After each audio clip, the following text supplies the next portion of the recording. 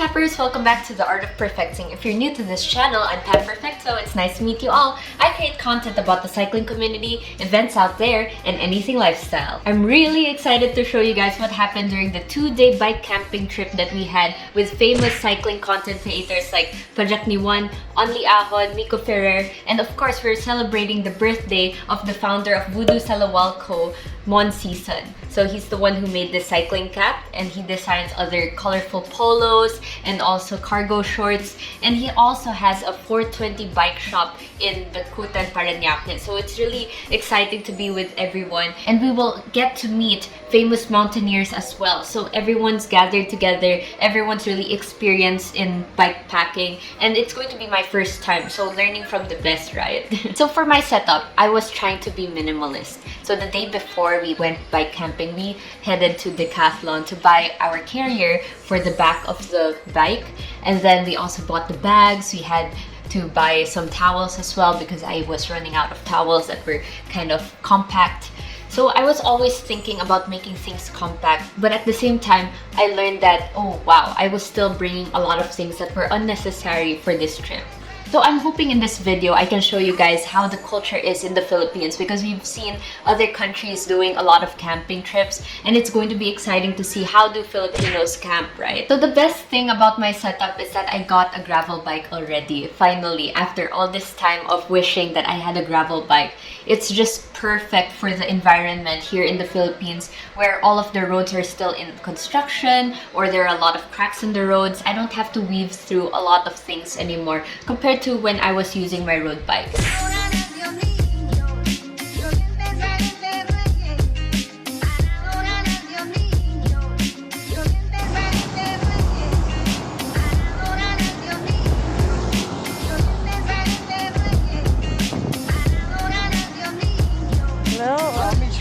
Si Jeff. Ay, Jeff, si ano? Ay, Jeff.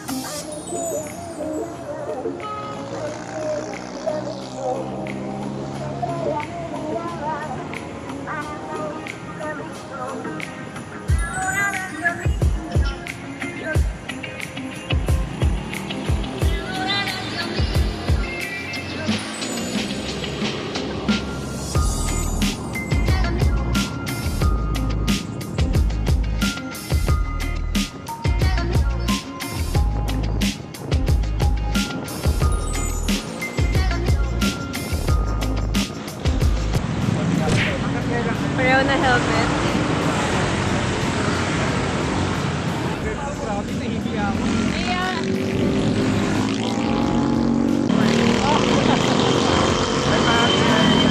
So that means simulan na to ng ahon kasi kumalas na. Oh, kumalas na eh. Oh.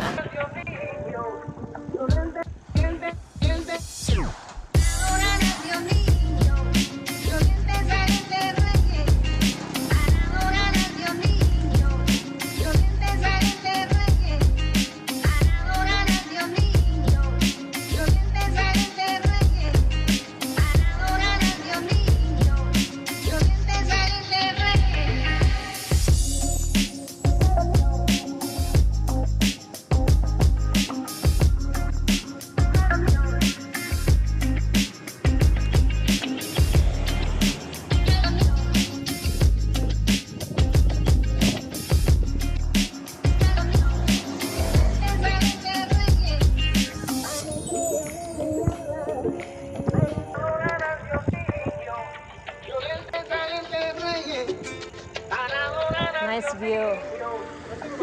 Yeah. Nice.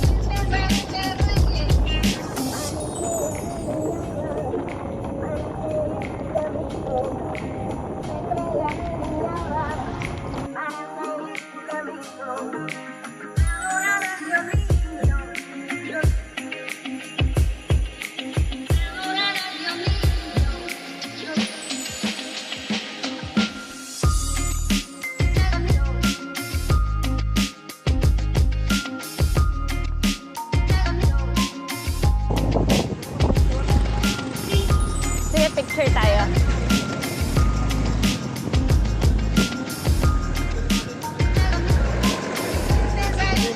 lagi dito eh. Oo, sige.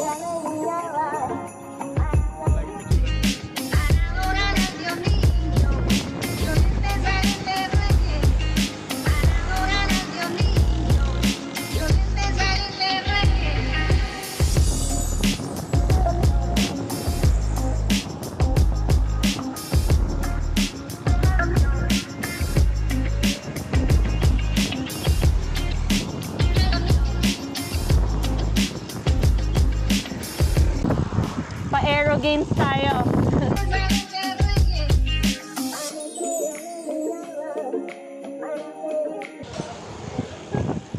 Dito? Lugaw Project.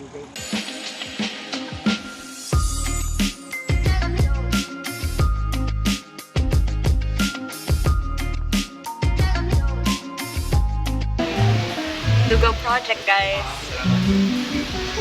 Nico Ferrer, John Boy, and my sweaty self.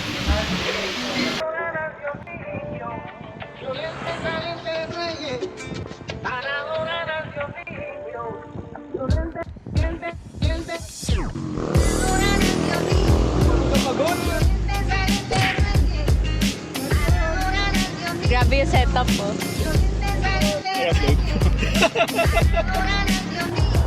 Sarap ng draft dito ah.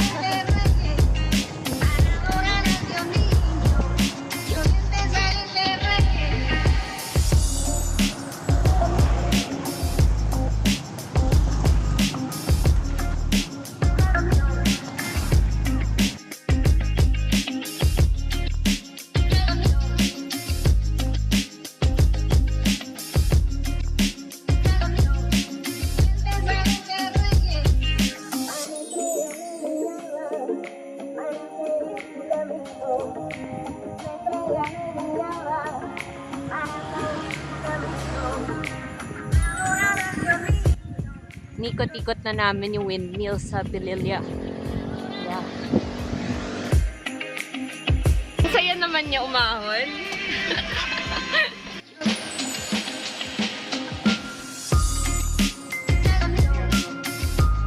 Gas-gas.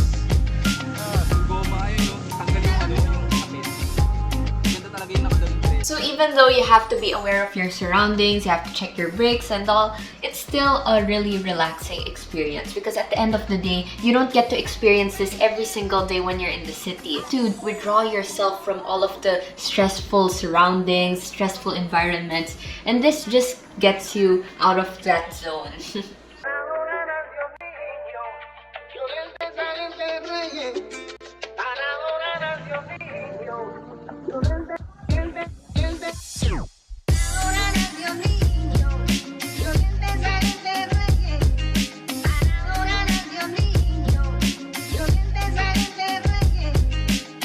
J Coffee and Eatery. Sige, bababa na tayo. Only lusong pala, hindi only ahon.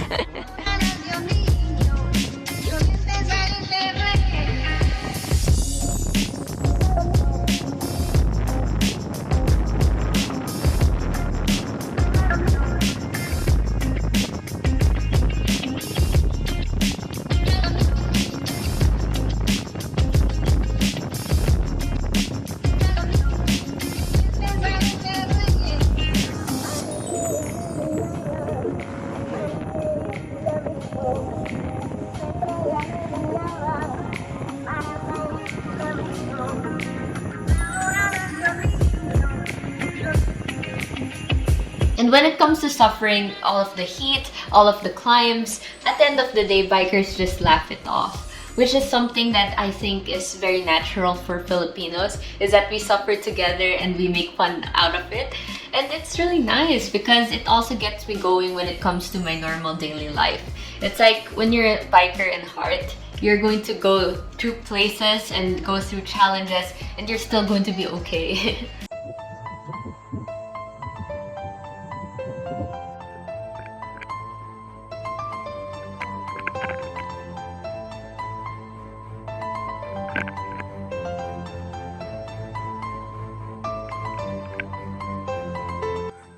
Guys, alam niyo naman pagka umaahon ako, palaging nakangiti. Pero kita na namin yung langit dito.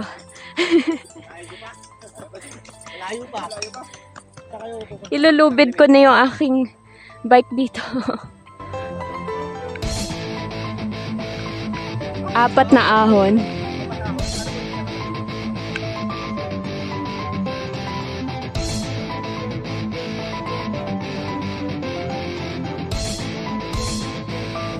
Yan.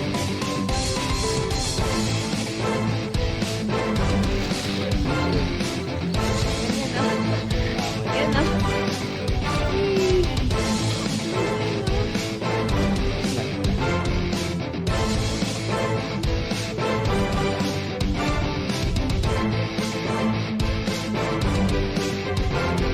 Here right now in Clemente's campsite, and grabe yung ahon.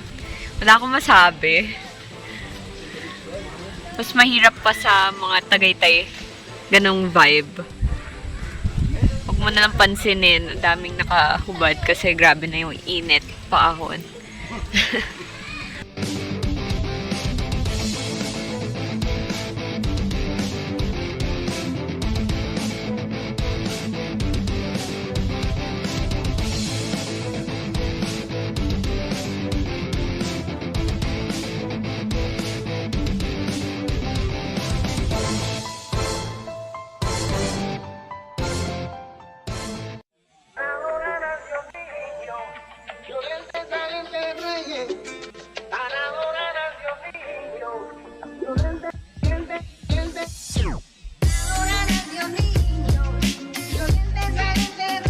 So going up Clemente campsite was tough. It's like 3 kilometers of compressed climbs, and you can see gradients going 27%, 30% gradient, and then it's just continuous uphill. So if Reptile is challenging, if Sungay is challenging, if Mabato is challenging. So yeah, I live in Laguna, so what can be worse than this when you can see the heavens above? You can see all of the sky and the horizon right below you, and you're just going uphill and uphill. When you arrive the campsite, you are welcomed by this beautiful view, and it's not that hot when it comes to camping in the evening, because sometimes when I went to Zambales, for example, it was really hot inside the tent. But this one, I was already looking for my sleeping bag. I was like, I want to just get inside and sleep. So Clemente campsite, it's really chill. We were all from 420, from Voodoo, and it was nice getting to meet the Tuco mountaineers. They have such a great community, because when it comes to competitive cycling, if ever you're in races, you just leave the other person because you're really looking at your individual time. But for mountaineers, it's all for one for all. It's like everyone goes together, combine all of the resources together. It was really cool coming up to the campsite, meeting all of these people for the very first time. I just felt like we were a family when it comes to like eating. So we had corned beef in the morning, we had biryani during the night, and it's just such a fun experience getting to meet people for the first time and feeling like family. I really think the Filipino culture of hospitality blends well with the mountaineer culture of being helpful with one another, because at the end of the day, you just sing along in the campfire and enjoy everyone's company, share stories of different experiences. It's such a rich culture that I want to share it to you guys. That's why I'm vlogging this right now. Tutok. Oh, Happy birthday birthday. boy. Thank you, thank you. Yeah. Birthday. Ingat, ingat.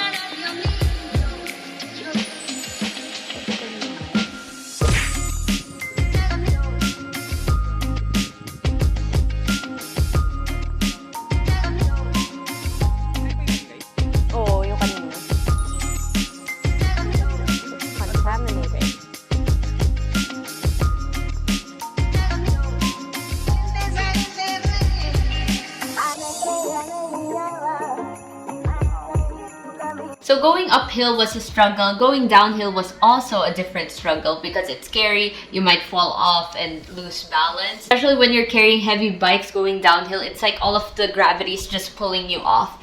But this time, I didn't know if it was better to wear my flip-flops or it was better to wear my cleat shoes. Because my cleat shoes is quite stiff since it's carbon, like the carbon soles. So I couldn't really walk down properly. It felt kind of stiff. Basically, the friction wounded my feet. That's why it's not a good idea to wear flip-flops, especially the one with the thong. Hulog yung camera niya kanina na bali. Bali. Oh, Bali yung mount, so so- goods pa rin naman. Ay, ganyan tayo, buti may protector. Right, bro? Ingat. Bro, Right safe. salamat sa cycling cup. Yeah, man. Sure. Tayo pa rin. Kasama pa rin. Mukhang iiwanan na ako. So ito pala yung beginning ng Clemente campsite. Tapos aahon kayo ng sobrang ahon. As in, hindi siya beginner friendly sa akay. Kung hindi ka sanay mag-akay, then wag nang pag-isipan kasi pati yung mga pro dito nahihirapan. Oh, it's cold outside. It's freezing. It's snowing.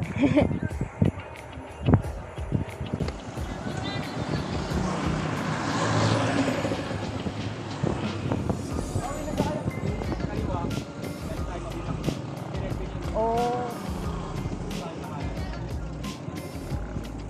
Dito tayo.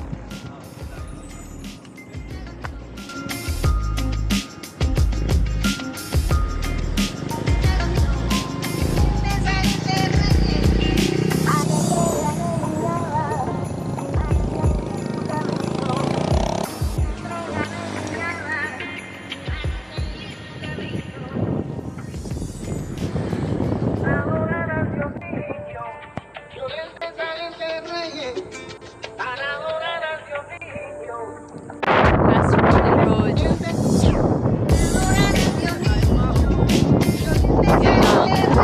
Lapit na daw umahon.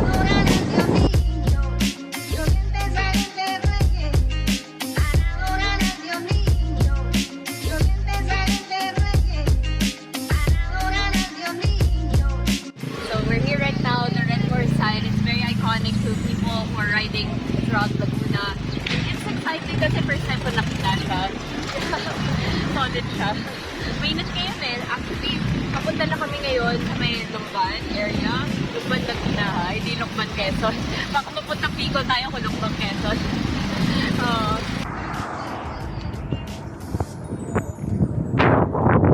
Pasok na ng Lumban.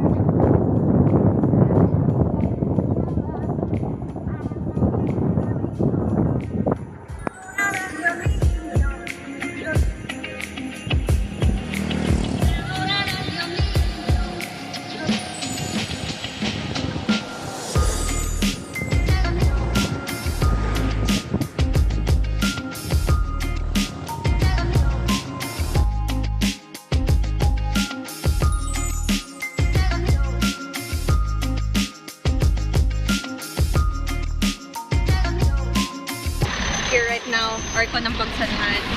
It looks a bit cloudy today, so I think it's going to rain. Yeah. So for those who want to do Laguna Loop, it's very doable. So if you want to start out earlier compared to what I did, because I started around like 6 a.m. in Star Mall, Alabang. But some people start off like in Laguna, some people start off in BGC. So it really depends where you want to start. And everyone has different experiences when it comes to the Laguna Loop.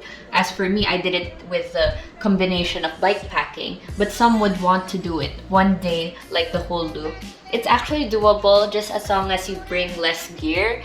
So I had camping gear. It was more of like a bike camping experience more than an actual performance ride. And just be prepared for the traffic because I did encounter jeepneys who are really hot-headed already because of the traffic. So just be careful. I want to send my biggest thank you to Mon Season again of Voodoo Salawalco. You have to check out their Facebook page because they have a lot of designs for their polos and their cargo shorts and all of their t-shirts with graphic designs. Inspiring to see how they started from laying out all of their bike stuff and their accessories, apparel in the streets of Mall of Asia so that bikers can pass by their blankets and see what they have in store for them. And they already upgraded to an actual store, a physical store. And that's what I love featuring in the Art of Perfecting. It's all about the passion and what you do with that passion. Because at the end of the day, you won't be able to achieve anything if you don't start doing something. So thanks for watching. Don't forget to like and subscribe to follow on this journey to the Art of Perfecting. See you guys soon. Bye!